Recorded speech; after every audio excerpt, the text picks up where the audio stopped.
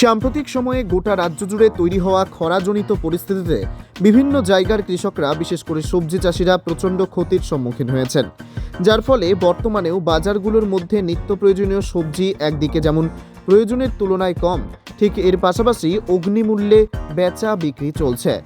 খোয়াই জেলার কল্যাণপুর ব্লকের অন্তর্গত বিস্তীর্ণ জনপদ কৃষি নির্ভর। ঘিলাতলি, পূর্ব কল্যাণপুর, কমলনগর, বাগান বাজার, দক্ষিণ দুর্গাপুর ইত্যাদি বিস্তীর্ণ এলাকা একটা বিরাট অংশের মানুষ কৃষি এবং কৃষিকাজের ওপর নির্ভরশীল। স্বাভাবিকভাবেই সাম্প্রতিক খরা সংশ্লিষ্ট এলাকাসমূহের সবজি চাষিদের জন্য ব্যাপক সমস্যা যে তৈরি করেছে তা আর বলার অপেক্ষা রাখে না। এরকমই ঘিলাতলির এক কৃষক পরিবারের যুবক বিজয় দেবনাথ দৃষ্টির প্রতিনিধির সাথে কথা বলার সময় দাবি করেন, অন্যান্য বছরের মতো এবছরও তারা বহু আশা করে এবং ধার দেনা করেই সবজি চাষ করেছিলেন।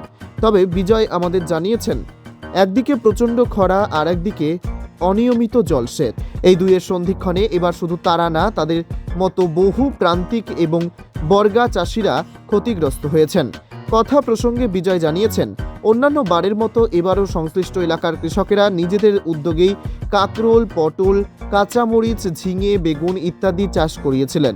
স্বাভাবিকভাবেই এই দ্রব্যমূল্যের বাজারে সবজি চাষ করতে গেলে যে প্রচুর অর্থের প্রয়োজন হয় তা সহজেই অনুমেয়।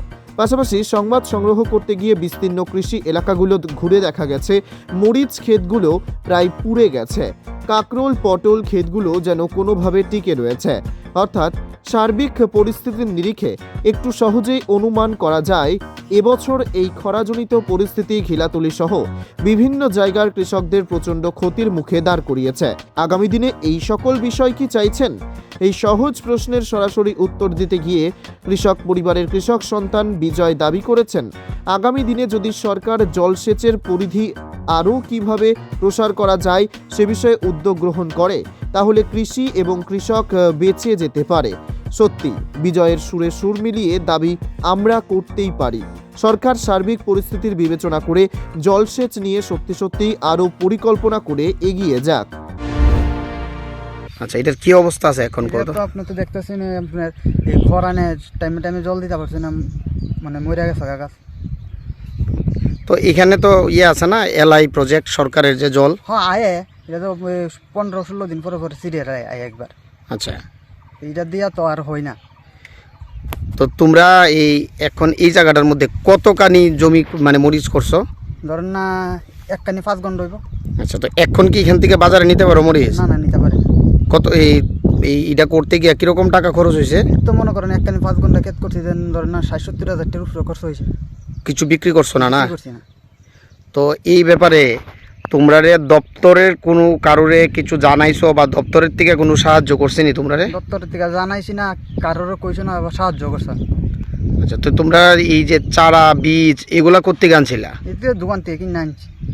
তো করার আগে এই কৃষি দপ্তরের কারোর সাথে যোগাযোগ করছনি বা বিএলডব্লিউ যারা আছে তারা এখানে তোমরা ক্ষেত্রে আইসেনি? না আইসে না। তো একজন কৃষক হিসেবে কি ভাবো, এইদিকে কি আরো এরকম কৃষকরার ক্ষতি হয়েছে? হ্যাঁ হয়েছে। কারণটা কি? কারণটাই তো খরান দিয়ে দিছে, রৌদ্র বেশি, রৌদ্রের জন্য মরে গেছে গাছ, টাইমে টাইমে জল দিতে পারছি না। Bureau report, news on time.